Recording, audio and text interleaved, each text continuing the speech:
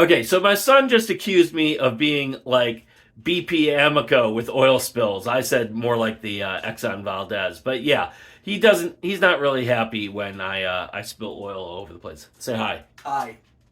Okay, so the intro today is I am going to be cooking some orange roughy. I am going to be doing it in a beer batter, which I have not done before. I got a recipe, and actually, I'm doctoring the recipe already to add more flavor to it. So you will get my adjusted recipe for this. We'll see how it turns out. Should be good because it's pretty straightforward. And I'm gonna make on the side some fries, and I thought I might also make a cauliflower salad using the dressing from the coleslaw that I make. I showed you guys that on. I can show you that recipe again. So anyway, come along with me and let's make some fried fish. Come on. Okay, I got my recipe here.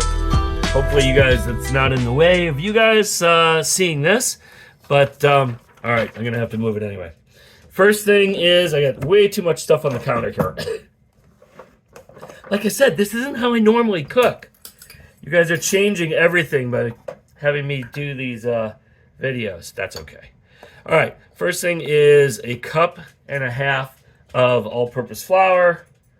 Now here's the thing about batters. It's all about, well, besides the flavor, it's about consistency, right? And you want it to be light and airy and crispy.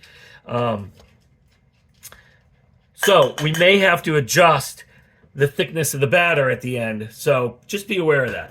You may need to add a little bit of extra beer or more flour to thicken it up a little bit more. All right, a teaspoon of salt. That's just kosher salt there. Teaspoon of onion powder. We're into my adjustments here.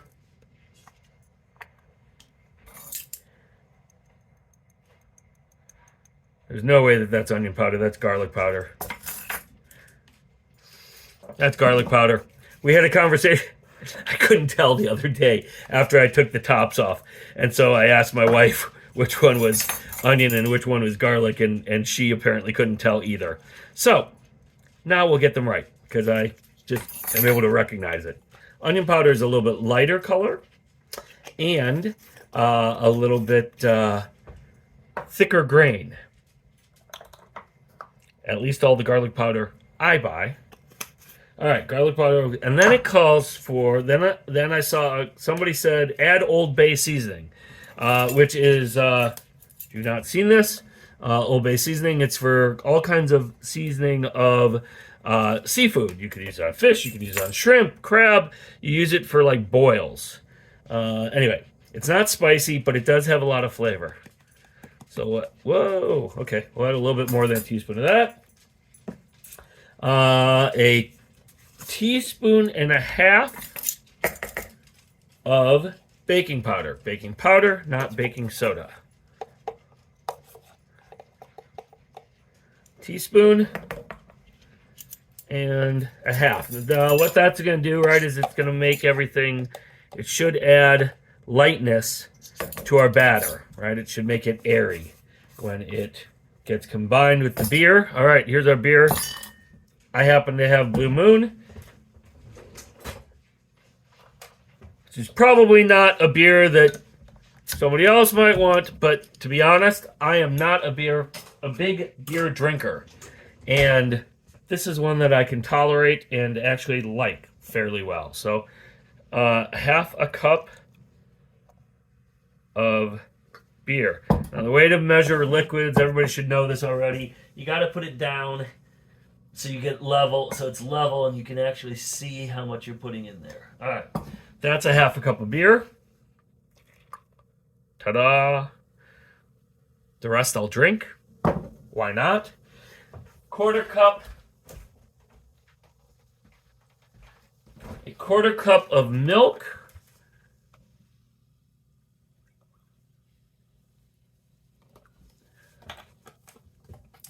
Okay.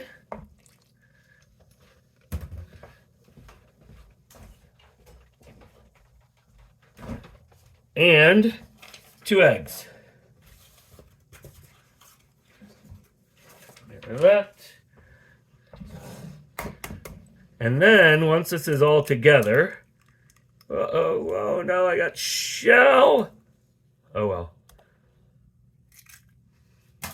Hope nobody crunches on that. Probably should have done this into a bowl first so I could have seen that. Oh well. All right. So we're going to whisk that real quick. And then the recipe says that you need to let the fish sit in this for half an hour. Wow, this is really thick. Really thick. Really thick. Like, too thick. So, we're going to add more beer. Thin it out a little bit. That's better. Okay, that's better. Beer for me. All right, let me go get my my fish. I'll put this stuff away, and we'll get the fish in here so that we can start doing other stuff. All right, here's my fish. Just some orange roughy I got at the store.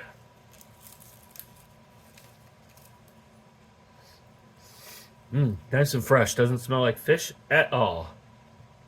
Guess that's okay. And we just have 3 of these, so I guess I don't need my knife.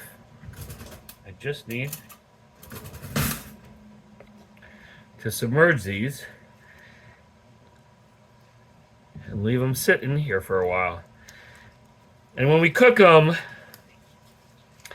I think I will cook them one at a time so that we don't overload the oil and lose too much temperature in the oil, because we want our oil to stay nice and hot. All right, so those are in there. They're going to sit in there for half an hour. And, and in the meantime, I'm going to make French fries and a cauliflower salad. Come along. Okay, so I've got my mandolin here. Great for doing French fries and slicing other things. I've showed you this before. I like to spray it with a little bit of cooking spray. Helps everything slide a little bit better. I'm not sure if I'm going to make 2 potatoes or 1. Probably 1. Just because they're big fillets. And I'm going to make the cauliflower salad also. And that's a lot of food. So I don't think we need too much more French fries on top of that. The other thing that's important, and I mentioned this before, is that we want to cook our French fries before we cook the fish, because otherwise our French fries are going to taste like fish. And while we don't mind if our fish tastes like fish, as long as it's not fishy, we don't want our French fries tasting like fish. They need to be done separately. All right, so I don't know if that'll be enough or not. We'll say it will be, I think, because I doubt that we are going to need that much extra food, and leftover French fries never do well. So let's just, I like this part of the potato too, so let's just make sure that's in there, and we're good to go. Next up is the cauliflower salad. Okay, so like I said, I'm going to use the coleslaw recipe, coleslaw dressing recipe for this. So that starts with a cup of mayonnaise.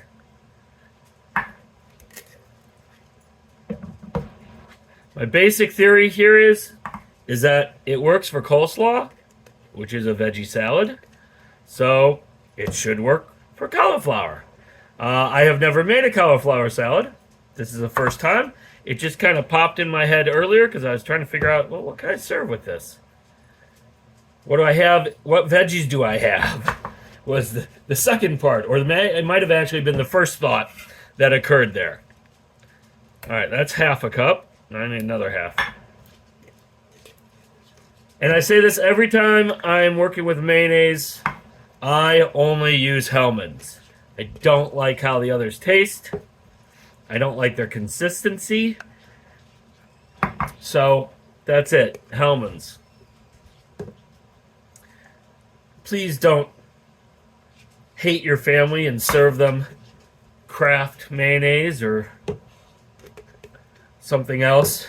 Use Hellmann's. Show them that you love them. This is not a paid advertising. My wife just rolled her eyes at me as I said, don't make your family suffer by using a different mayonnaise. But it's true. Okay. And I didn't show you the... I got mayonnaise everywhere. I didn't show you this, but I threw some frozen peas into a pot. I'm going to add frozen peas to this as I'm doing it. All right. I need to wash up before I add the other stuff, so I'll come back.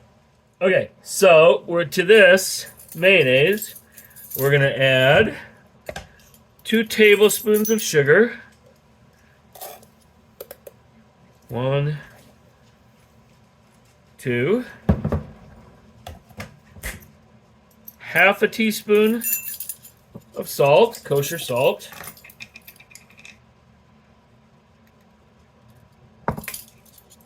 Half a teaspoon of pepper.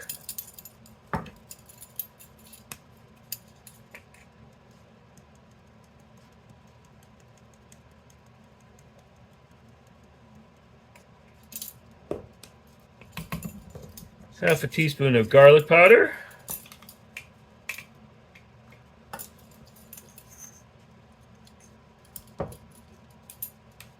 Half a teaspoon of onion powder.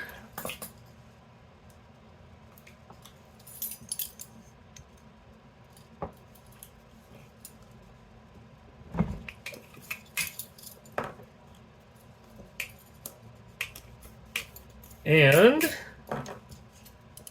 2 tablespoons of apple cider vinegar.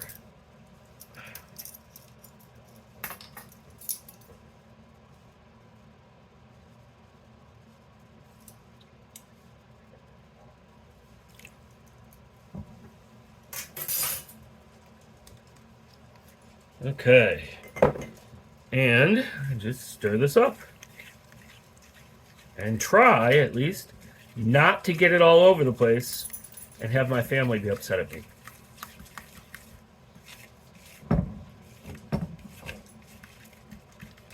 Because nobody likes that.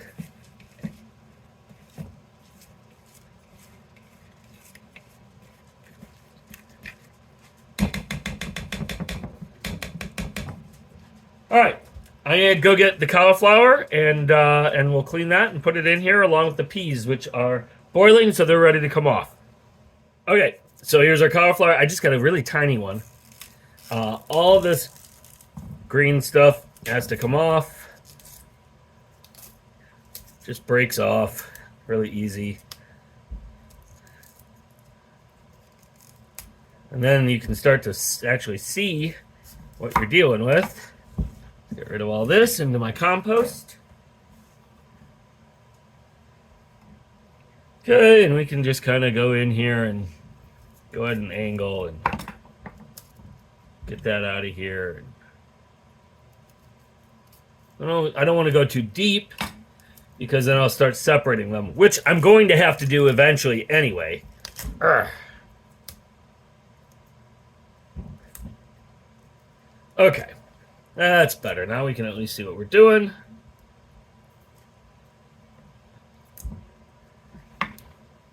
And, you know, cauliflower, you could just go in here. Initially, anyway. I'm not going very deep because I'm just trying to get these first pieces off. So then all these will just pop right out. These are, of course, way too big for the salad itself to eat. So we'll break them up. That's about the size you want. So about the length of a finger digit and not much bigger than that.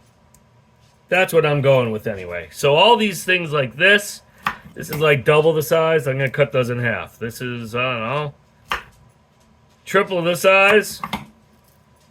I cut it in thirds. Maybe should cut that in fourths. And you can just cut them. Put them in there, and you're ready to go. All right, I'm going to go ahead and cut, or you can just break them, because they just break apart, and that's fine too. All these little pieces. And you can have less stem if you want. All right, I'll do it that way for a while. Just break them apart. Try and keep them in the bowl at least, as opposed to the floor. But hey, you know, you do you. I'm going to do me, which means sharing it with the floor.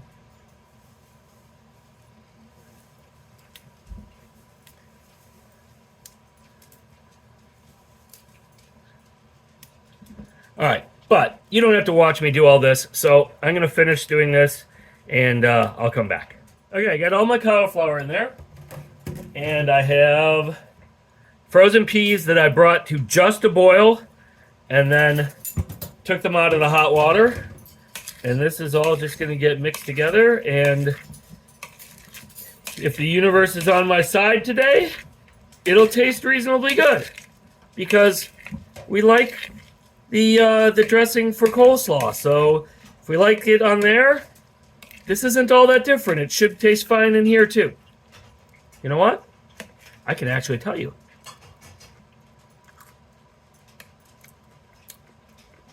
Oh yeah, that'll do.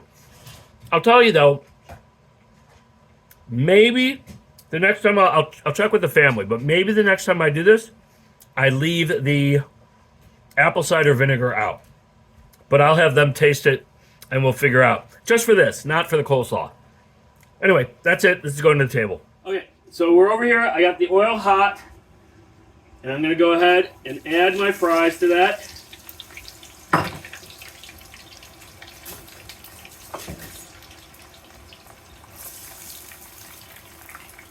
I like to use my wok for this because it's got the high sides, which means less splatter all over the stove, which means my son won't be mad at me. He doesn't get mad. He just gets annoyed. All right, so this time I'm going to do these different. Instead of putting them onto paper towel, I'm going to do them onto a rack and just let the oil drain off of them. Of course, we're going to hit them with salt as soon as they are done. But I want to try this and see if it means that the fries will be less mushy when they're done. So we'll see what happens. You can see my oil was very hot because these are cooking very quickly.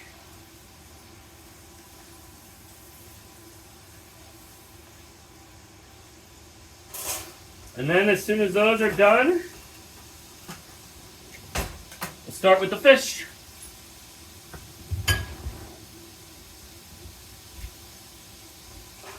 Alright, these are actually turning pretty quickly here. So, it's onto our lattice here. And this is just a cooling rack from baking. That's all I'm using here. It'd be better if it was if it had crossed. So I don't know what you would call these, rungs, like on a ladder, maybe. But anyway, then they wouldn't fall through. But I think it's okay. Let's hit those all with salt. Sound effects included at no extra charge. All right. First piece of fish. Pick it up. Pick it up. Pick it up. Pick it up. Pick it up. Okay. And we're going to ease this in. Like that.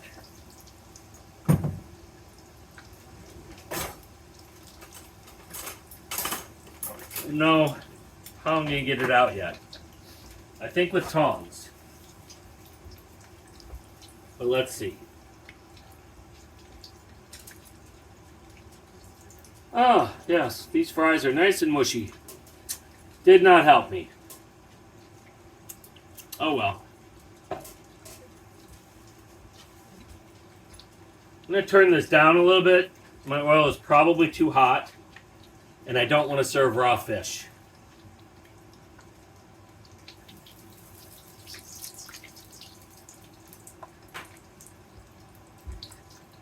So turn it down to medium.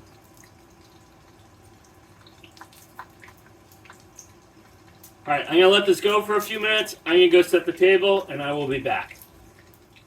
Alright, that I think is done. Not sure how to get this out of here. Oh, that'll work.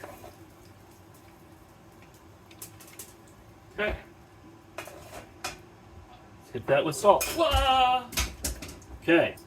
Did not grab that because it was covered in hot oil. Okay.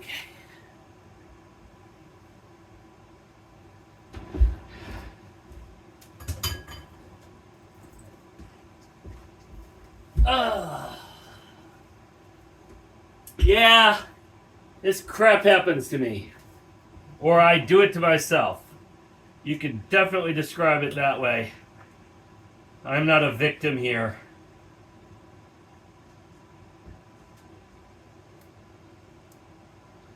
I think I could have made this batter thinner, but oh well. There we go. Number 2 is in.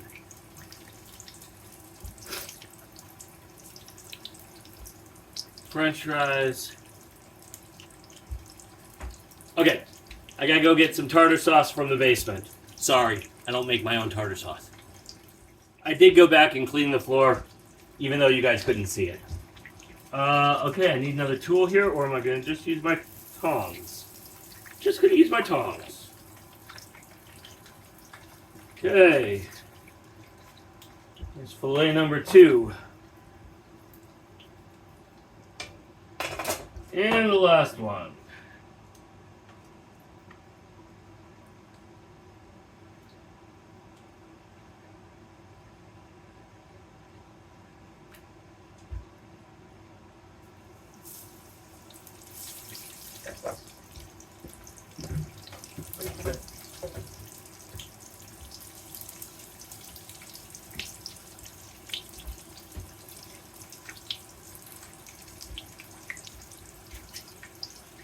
Oh, the fries are so mushy. Somebody teach me how to make French fries. It's one of the things I can't do right. Oh well.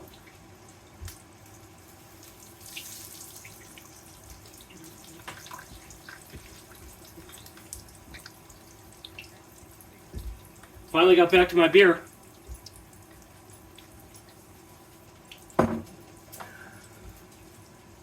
About 2 sips in there. Oh well.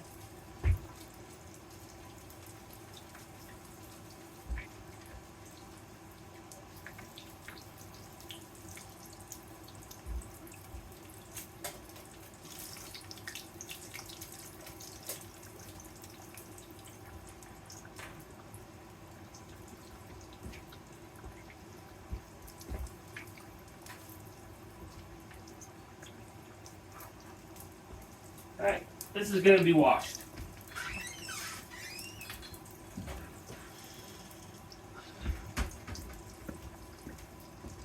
New towel.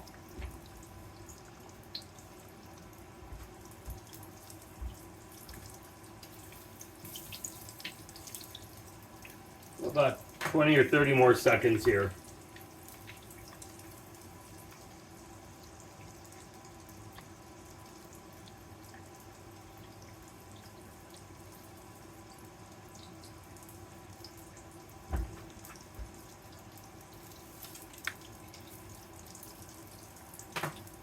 I'll do a little bit more on this side too. Just trying to make sure that it's cooked evenly on both sides. It's cooked all the way through, essentially.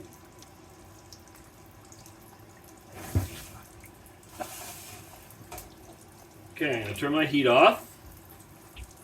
Grab my fish. be careful there, because if I had dropped that into the hot oil, I would not have been happy about it. That would have hurt and made a mess. All right. Really bad French fries. They're so bad. Somebody teach me how to make French fries. And what I hope is some really good beer batter fried fish. All right? So we're going to go eat this now. Dinner! If you enjoyed this video, please click the like button. Subscribe to Sandi Cooks on YouTube so you don't miss new recipes.